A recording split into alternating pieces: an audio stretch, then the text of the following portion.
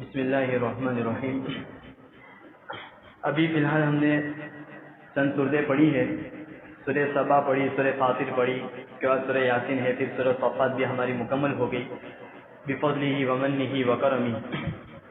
سورہ فاطر اللہ تبارک و تعالیٰ نے اس سورت کی دوسری آیت کے اندر فرماتے ہیں ما یفتح اللہ للناس من رحمۃ فلا ممسک لها وما یمسک فلا مرسل له من بعدہ وهو العزیز الحکیم، کہ اللہ تبارک و تعالیٰ اگر کسی کے لیے اپنی رحمت کو دروازے کھول دے تو کوئی اس کی رحمت کے دروازوں کو بند کرنے والا نہیں، اور اگر کسی کے لیے اپنی رحمت کے اور فضل کے، کرم کے، رحم کے دروازے اگر بند کر دے تو کوئی نہیں ہے کہ ان دروازوں کو کھول سکے، زبردست ہے اور طاقت والا ہے۔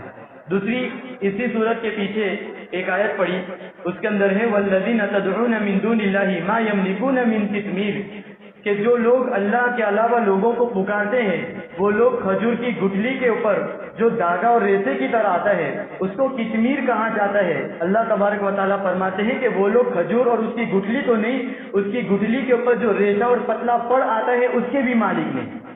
اور یہ ہمارا ہم سب کا عقیدہ ہے، اللہ تبارک و تعالیٰ جس کو چاہتے ہیں وہ دیتے ہیں، اگر جس کو نہ چاہیں تو پوری دنیا اگر چاہیں تو بھی اس کو نہیں مل سکتا۔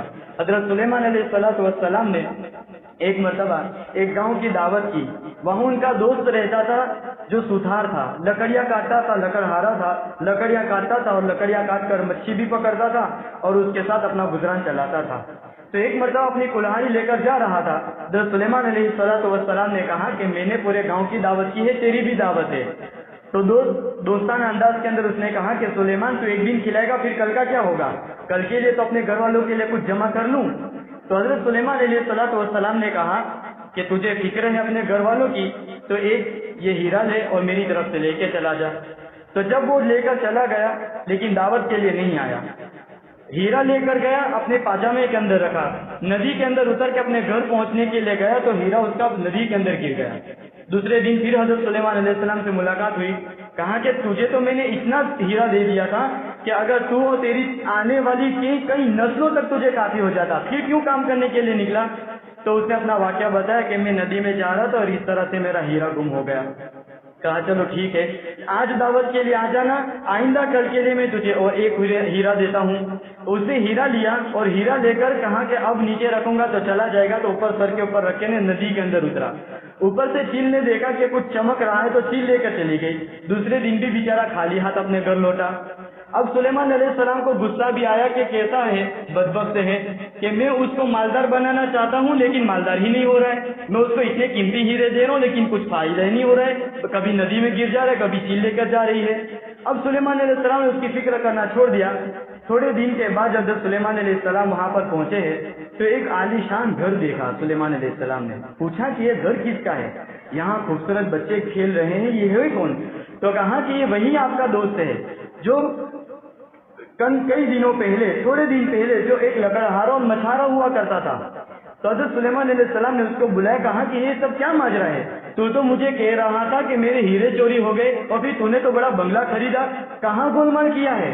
تو اس نے کہا کہ حضرت بات یہی ہے کہ آپ نے جو ہیرے دو دیے تھے وہ ہیرے گم ہی ہو گئے تھے، لیکن اصل بات یہ ہے کہ چیل لے کر جا رہے کہ وہ ہیرا بھی پانی کے اندر گرا۔ ایک دن میں مچھلی پکڑ رہا تھا تو ایک ہی مچھلی کے اندر سے دونوں ہیرے نکل آئے۔ تو سلیمان علیہ السلام نے کہا کہ اللہ جسے غنی کرنا چاہے اسے غنی کر سکتا ہے۔ سلیمان بادشاہ ہونے کے باوجود کسی کو مالدار بنانا چاہے تو بھی بادشاہ ہونے کے باوجود کسی کو مالدار نہیں بنا سکتا۔ یہ اللہ تبارک و تعالیٰ کی کاریگری اور قدرت ہے۔ حضرت ابن عباس رضی اللہ تعالیٰ عنہ بہت چھوٹے صحابی ہیں، اللہ کے رسول صلی اللہ علیہ وسلم کے ساتھ اونٹنی کے اوپر سوار ہو کے جا رہے تھے۔ ایک بہت پیاری حدیث اللہ کے رسول صلی اللہ علیہ وسلم نے حضرت ابن عباس رضی اللہ تعالیٰ عنہ کو سنائی تھی، اور حضرت ابن عباس نے اس روایت کو بڑے ہونے کے بعد بیان کیا۔ کتنے پیار ہوگا حضرت ابن عباس کو اپنے بھائی حضرت نبی کریم صلی اللہ علیہ وسلم سے۔ اونٹنی کے اوپر جا رہے، کہیں کہ ابن عباس میں تجھے ایک تحفہ دوں؟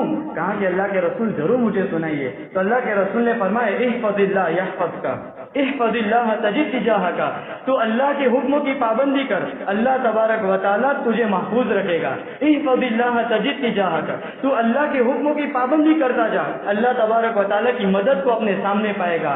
رفعت الاقلام وجفت الصحف، کہ تیری تقدیر لکھی جا چکی ہے اور قلم لکھنے کے بعد اٹھا لیے گئے ہیں، اور جس صحیفے کے اوپر تمہاری تقدیر لکھی گئی ہے وہ صحیفے بھی خشک ہو چکے، اس کے اندر کوئی تبدیلی اب نہیں ہو سکتی۔ لو اجتمعت الناس ان ينفعوك فلا ينفعوك الا ان يشاء اللہ، کہ اگر پوری دنیا کے لوگ مل کر تجھے نفع پہنچانا چاہے تو نہیں پہنچا سکتے سوائے یہ کہ اللہ تبارک و تعالیٰ چاہے۔ ولو اجتمع الناس ان يضروك فلا يضروك الا ان يشاء اللہ، اور اگر پوری دنیا مل کر تجھے نقصان پہنچانا چاہے تو نہیں پہنچا سکتے مگر یہ کہ اللہ تبارک و تعالیٰ چاہے۔ یہ ہمارا اور آپ کا عقیدہ ہے۔